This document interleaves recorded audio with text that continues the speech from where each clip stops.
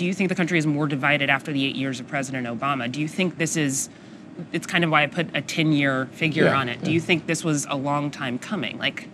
Well, I do think that our country was more divided after President Obama, and I think our country is more divided today with President Trump.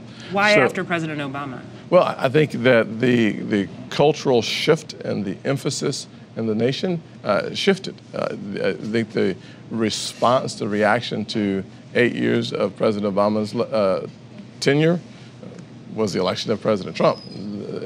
There are indicators within that swing.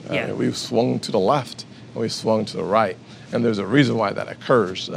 I'm not a pollster, so I haven't been able to study all the crosstabs on why that is and what we do about it. I think there's no question that our country went from a far left position to a far right position, and we ought to take some time and examine why. I have hunches on why, but I'm not going to just share your hunches. No, I want to have some data to reinforce my hunches. My instinct. What kind of questions do you want to ask? Well, I think the questions we should ask ourselves is, in the last decade, the economy has been stagnant. Yes.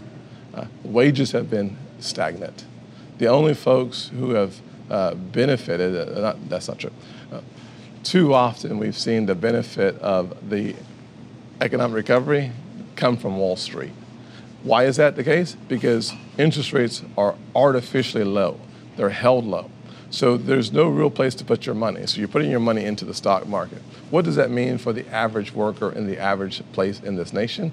Not much. Nothing good. Yeah. So what does that do? It builds up pent-up anger and hostility.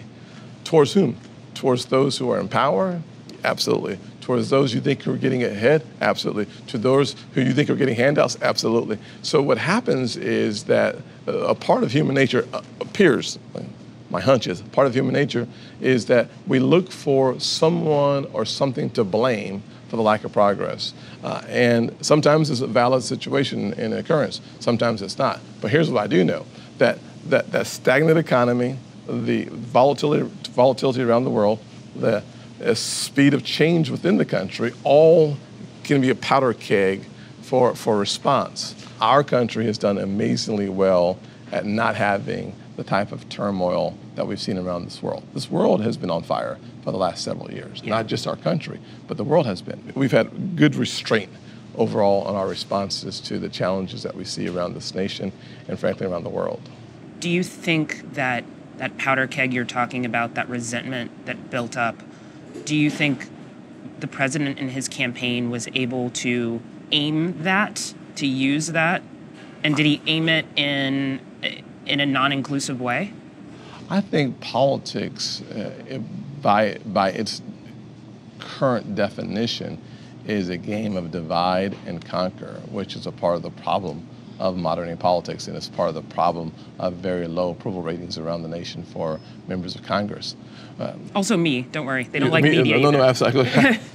I can only, you could always say something bad about your own house. You can't say anything bad about your house. Yeah. Media, without any question, has the same approval ratings of Congress. So there's no question that we have to do something very different.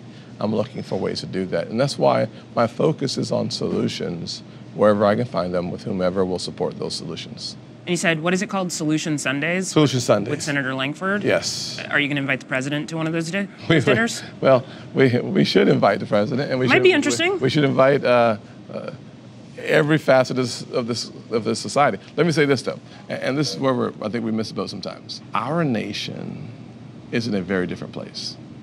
You mean than in the 60s? 60s and even today, though. Okay. Our nation is a very different place. Here's what happened here at home.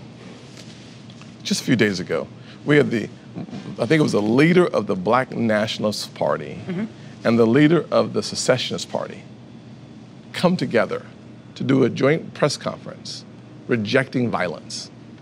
Now, if these two diametrically opposed groups can come together and speak without a forked tongue and say with great clarity that while we don't agree on almost anything in the universe, we agree that violence is not a solution. That is a good place. And once again, something that I think that should be emphasized.